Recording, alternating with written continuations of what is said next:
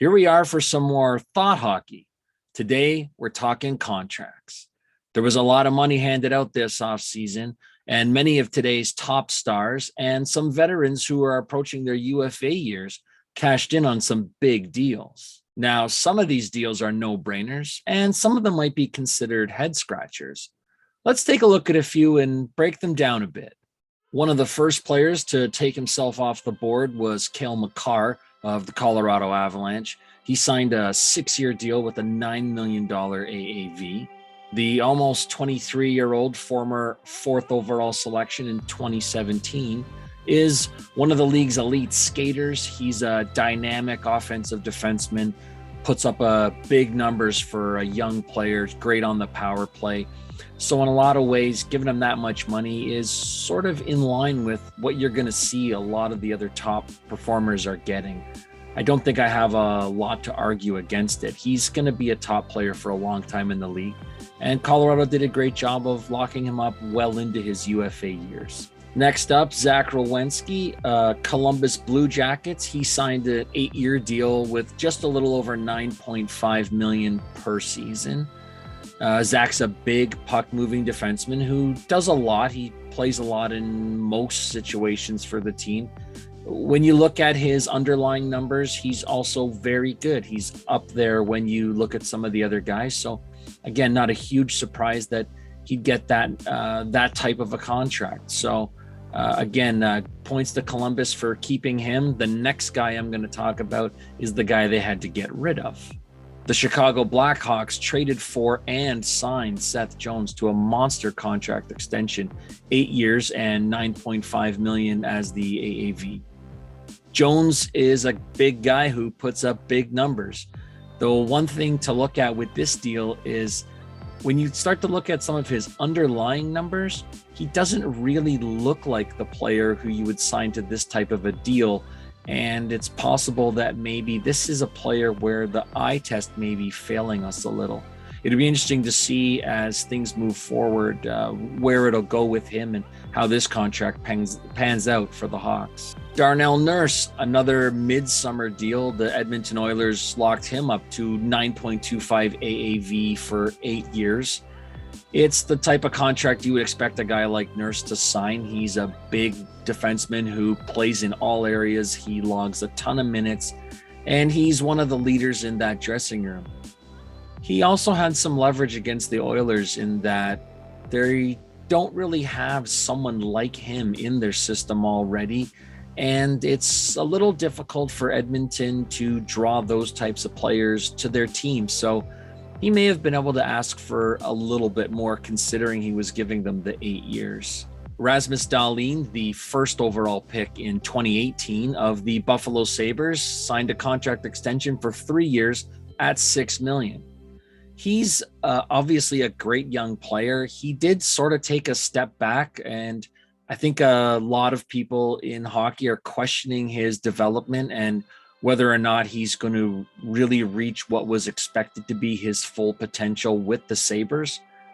It is hard to look at his stats and his development and not think, well, it's on Buffalo, so maybe we need to give the kid a little bit of a break.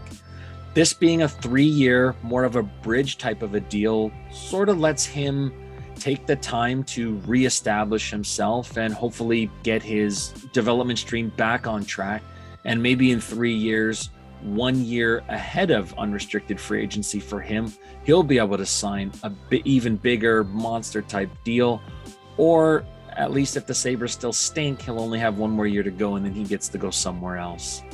Kirill Kaprizov, Kirill the Thrill with the Minnesota Wild. He signed a $9 million AAV over 5-year contract. This is a player with only 1 season in the NHL, but boy, it was a good one. He's a guy who scored at every level, and I think it's safe to expect him to do so. Now, whether or not a player like him is worth the $9 million is up for debate. I don't think this is the best contract by any means that I'm looking at today. But he did sort of have Guerin and the Wild over a bit of a barrel here, and I guess he won the staring contest because he was able to get the deal that he wanted. Talk about cutting it close. Elias Petterson of the Vancouver Canucks. He signed a 3-year deal, 7.35 million AAV. This was already into training camp. He was skating outside, and in another video I did mention this was, I think, one of the worst moves that Vancouver made this offseason was not having him signed yet. So kudos to them for watching and then taking care of that ASAP, because I believe it happened the next week. For Petterson, this is going to bring him to 1 year before his UFA years start. So he'll need a qualifying offer of just over $8 million a season.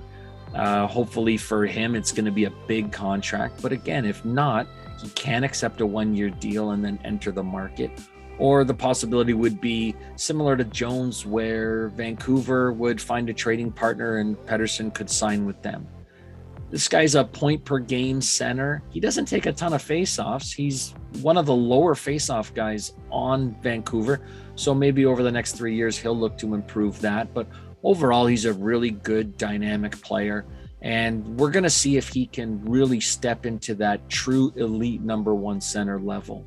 The other player that Vancouver needed to sign desperately this summer was Quinn Hughes. He signed a 6-year deal with a 7.85 million AAV, obviously a much longer term deal than what Petterson got. And I think it's a good number for Hughes. Much like Makar, he's one of the best young point producing, puck moving, power play type defensemen. When you can put up the types of numbers that he has so far in his career and should continue to put up, you're going to demand the big dollars. I think this is an even better number, though, being slightly lower for the Canucks. They did a good job on this one. The Alexander Barkov contract in Florida, it's a contract extension. Barkov was set to become an unrestricted free agent, and Florida really needed to sign him to a deal. They got him 8 years at 10 million AAV. I think even though this is a super high number, this is also a super good player. Barkov's a true number 1 center. He's a point producer, and he's a Selke level defensive player as well. He really does so much for the team. He's been there since he was drafted 2nd overall in 2013. And this is the type of player that any team would want to lock up long term.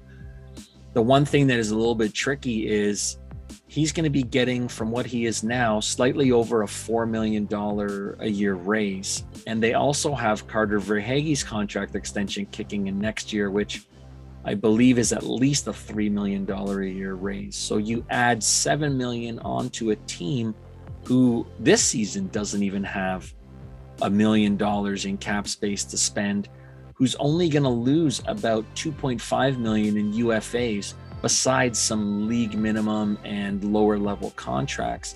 And you kind of begin to wonder what exactly is going to happen here once next season kicks in, and how is Florida going to manage this?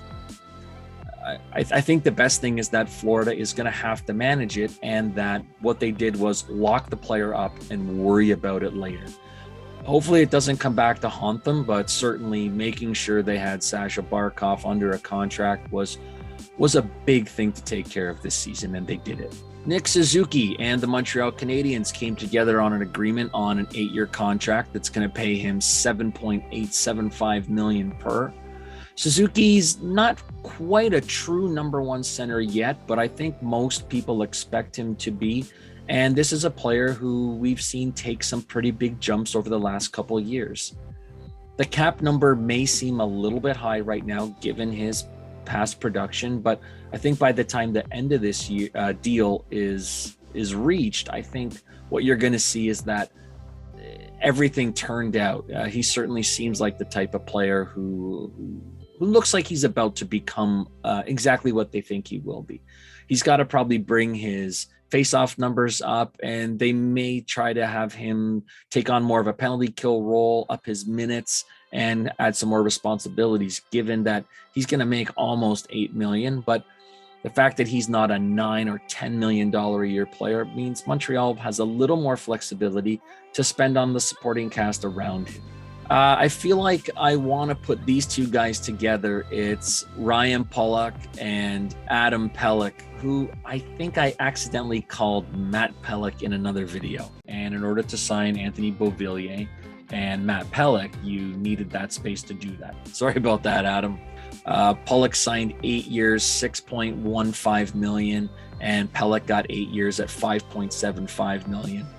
These aren't really two of the true number one defensemen in the league, but they're both really, really good. They both play at a high level in most situations.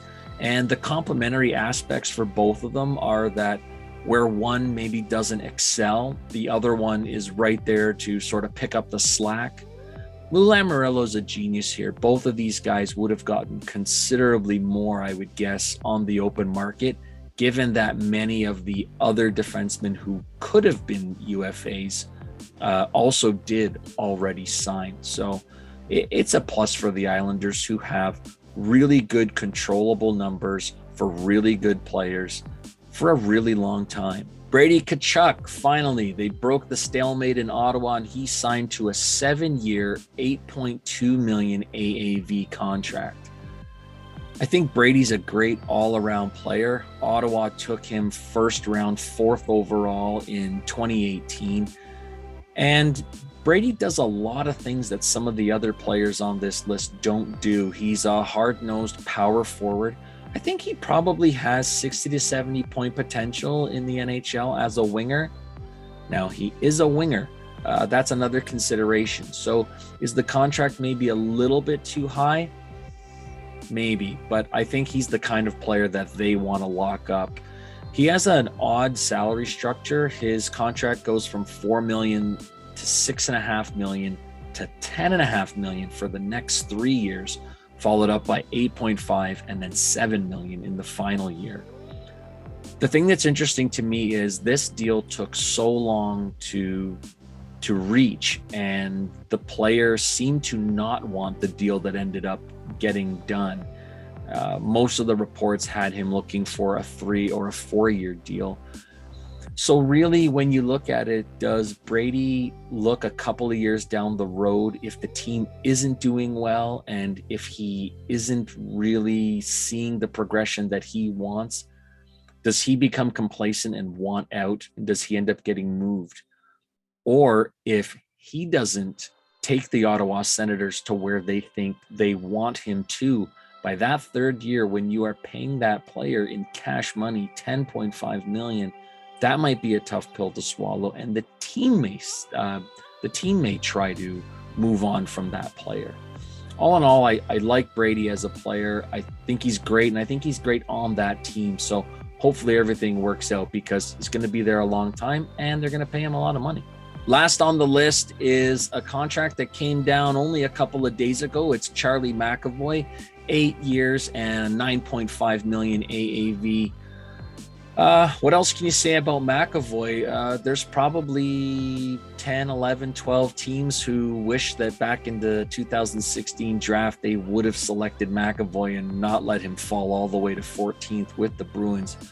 This guy's basically elite in all aspects of the game. He doesn't seem to have the highest power play efficiency numbers when you take a look at those. But beyond that, he's one of the top rated players, if you want to call him that, in most other categories. Again, not a huge point producer, but just so good all around, and one of the top 5-on-5 defensemen in the league. I think this one and the Barkov deal are probably the most no-brainer of any of the bigger deals that we saw this year. So what do you think? Did I judge some of these deals a little too harshly? Or am I giving a little too much praise to some of the deals that I really liked? Leave a comment and we'll see you next time.